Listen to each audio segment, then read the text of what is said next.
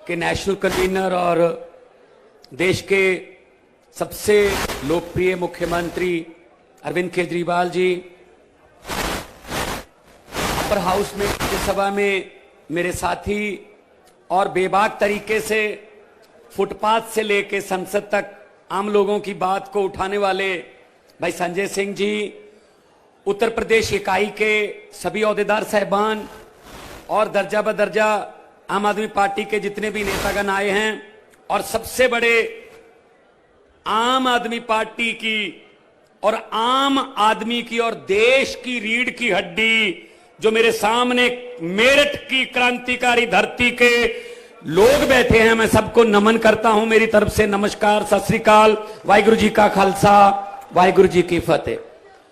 दोस्तों, पिछले 100 दिन से लगभग 100 दिन हो गए, किसान दिल्ली के अलग अलग बॉर्डरों पर बैठे हैं, अपने परिवार सहित बैठे हैं, बच्चों सहित बैठे हैं।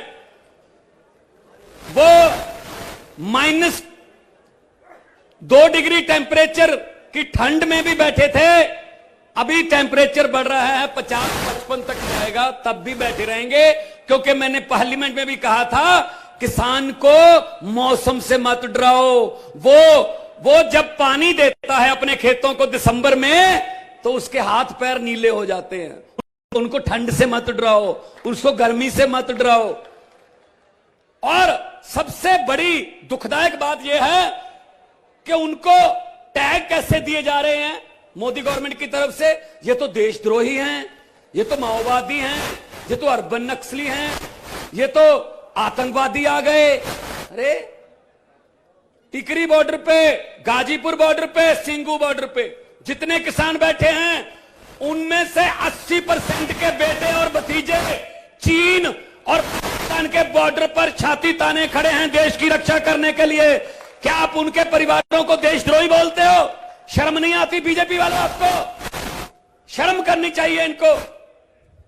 मैं पंजाब की धरती से आया हूं, मैं जलियांवाला बाग की धरती से आया हूं, मैं शहीद आजम भगत सिंह की धरती से आया हूं, मैं शहीद ऊधम सिंह के शहर से आया हूं, और मैं मंगल पांडे की धरती को नमन करने आया हूं, जिसने 1857 में ऐसा गदर खड़ा किया, इस सरकार की जड़ें हिल गई थी। ये महापंचायत भी वही काम करने वाली है, इतिहास अपने आप को दोहराएगा।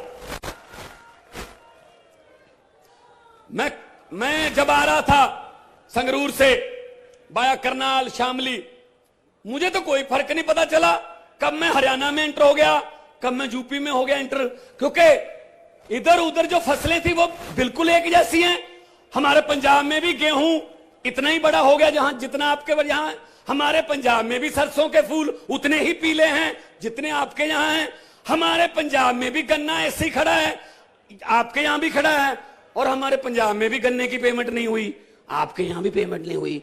मुझे तो कोई फर्क नहीं लगता इसमें, समस्याएं सेम हैं, समस्याएं एक हैं, तो समस्याएं एक है तो उसका हल भी एक है। जिन समस्याओं का हल दिल्ली में हो चुका है और जिन समस्याओं का हल दिल्ली में अरविंद केजरीवाल ने किया है, तो सभी समस्याओं का हल आपके सामने बैठा है अरविंद केजरीवाल।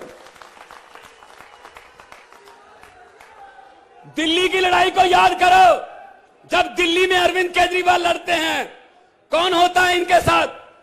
हम सब होते हैं। हमें कौन जानता देश में? अरविंद केजरीवाल के नाम पे लड़ते हैं, ये जाते हैं। और दूसरी तरफ कौन होता है? पूरा मंत्रिमंडल केंद्र सरकार का, सभी मुख्यमंत्री, मुख्यमंत्री, सभी जितने अमित शाह पर्चे बांट रहा होता है हाथ से।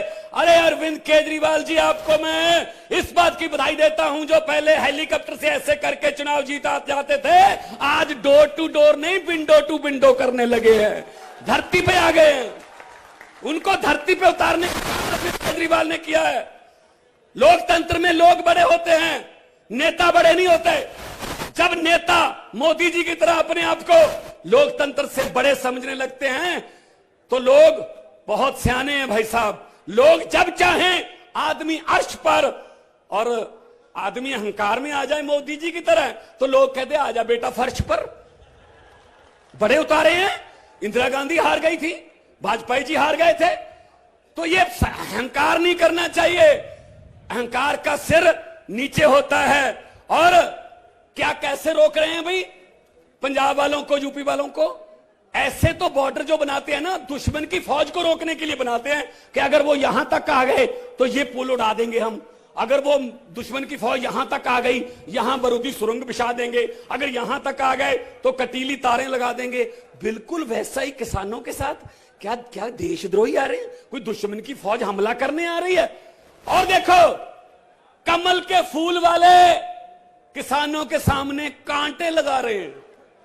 कमल के फूल वाले सड़क पर कांटे गाड़ रहे हैं और अपने खेती के औजारों में कांटे गाड़ने वाले फूल उगा रहे हैं। किसानों ने फूल उगाए हैं।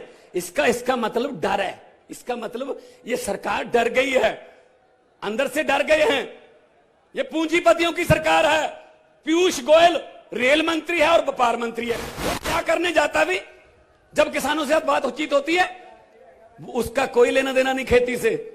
वो तो अंबानीज और अडानीज का वकील बन के जाता है भाई साहब, कि इनको कोई नुकसान ना हो जाए।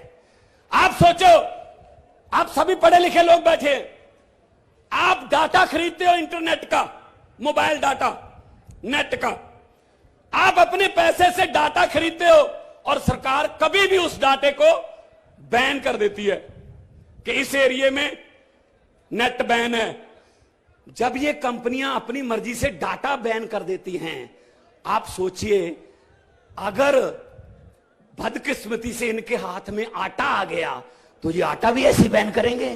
ये डाटा वालों को आटा दे रहे हैं। सीएम साहब डाटा वालों को आटा दे रहे हैं, जियो वालों को, उनके हाथ में आटा भी आ जाएगा। हमारे बच्चों की एक निवाला वो तय करेंगे कितने निवाले खाने हैं। इतने खतरनाक कानून है ये तीनों कानून, इनको वापस लेना होगा। संजय भाई बैठे हैं, लोकसभा में हमने कहा था, बहुत चिल्लाए हम लोग कि मत करो। मैंने उदाहरण भी दी थी, ये मेरे का एरिया से ऊपर चले जाएं, ये रुद्रपुर, बाजपुर, ये पीलीभीत का एरिया जंगल था। किसानों ने शेरों के साथ लड़ाई करके इस जंगल में मंगल लगाया, धरती को उपजाऊ बनाया। कई शेर मारे भी गए और शेरों ने किसानों को भी मारा। मैंने पार्लियामेंट में कहा था, मोदी जी ये किसान कौम है जो शेरों से लड़ना जानती है, इसके साथ पंगा मत लो, आपको भारी पड़ेगा। और हो रहा है, अभी हो रहा है। तो फिर इनके पास कोई तावीज नहीं है, ये सिर्फ बातें करते हैं, भाषण देते हैं। खेती मंत्री जी तोमर साहब शर्त लगा लो, मैं शर्त लगा के कह सकता हूं, उनसे पूछिए गन्ना कैसे बीजते हैं, तो उनका जवाब होगा पहले गुड़ को छोटे छोटे टुकड़ों में काट बना के उसके बाद ऐसे दबा दिया जाए। तो उनको पता ही नहीं मुड्डा क्या होता है। कभी खेत गए हो तो पता चले ना। तो हुकूमत वो करते हैं जिनका दिलों पर राज होता है। परसों अरविंद केजरीवाल सूरत में थे, गुजरात में, तो आपने देखा था कितना बड़ा काफिला था, पता ही नहीं चल रहा था कहां से शुरू हो रहा है कहां से खत्म। इसका मतलब दिलों पर राज। हुकूमत वो करते हैं जिनका दिलों पर राज होता है। यूं कहने को तो मुर्गे के सर पे भी ताज होता है। दिलों पर राज जो करते हैं वो हुकूमत करते हैं। और इन्होंने, मैं ये पूछना चाहता हूं मीडिया है, इन तीनों बिलों को वापस लेने का नुकसान किसको है?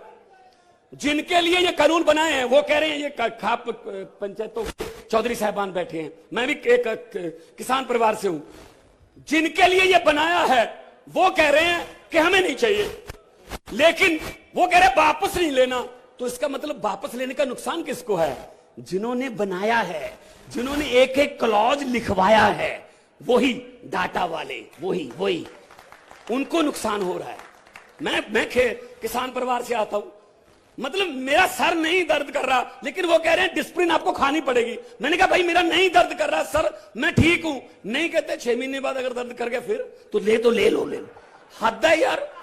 ये मोदी जी जब घूमते हैं ना देश में, चुनाव के समय जब घूमते हैं, तब बड़ी ऊंची आवाज में कहते हैं सबको कि गर्व से कहो तुम भारतीय हो, और जीतने के बाद पूरे देश को पूछते हैं साबित करो तुम भारतीय हो।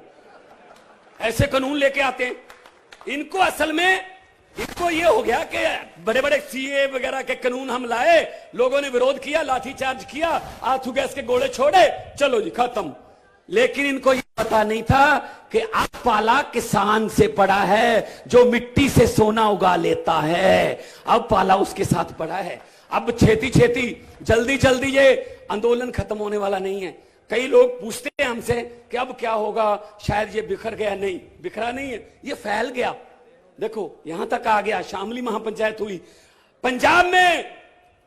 मैं आपको बताना चाहता हूं, आपके दोस्त मित्र कोई होंगे, पंजाब में 21 मार्च को दिन एतवार को मोगा जिले के बागा पुराना में हम किसान महासम्मेलन कर रहे हैं, जिसमें लाखों लोग, पूरा पंजाब वहां पे इकट्ठा करके अरविंद केजरीवाल जी को बुलाकर मोदी सरकार की जड़ें हिलाने का काम करेंगे 21 मार्च को। जो मैं आखिरी 2 लाइनें कह के अपना स्थान लूंगा क्योंकि मुख्यमंत्री साहब ने बोलना है। जो ये कहते हैं ना कि पता नहीं क्या हो गया क्या होगा, मैं उनके लिए 2 लाइनें कहना चाहता हूं कि इंसाफ का दिन नहीं चढ़ेगा जिन लोगों के दिल से ये डर नहीं जाता। इंसाफ का दिन नहीं चढ़ेगा जिन लोगों के दिल से ये डर नहीं जाता।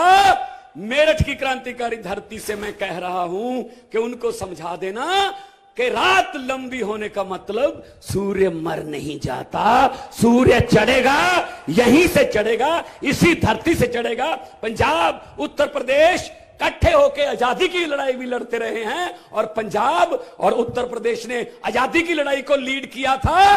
चंद्रशेखर आजाद या और भगत सिंह इकट्ठे लड़ते थे, और पंजाब इन काले कानूनों से आजादी दिलवाने के लिए आगे हो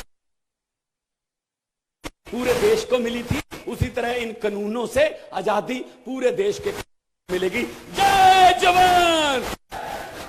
अभी पिछले दिनों हम भगत सिंह के चाचा अजीत सिंह जी का जन्मदिन मना के हटे। उन्होंने पगड़ी जट्टा 9 महीने का आंदोलन शुरू किया था, तब भी 3 ही कानून थे।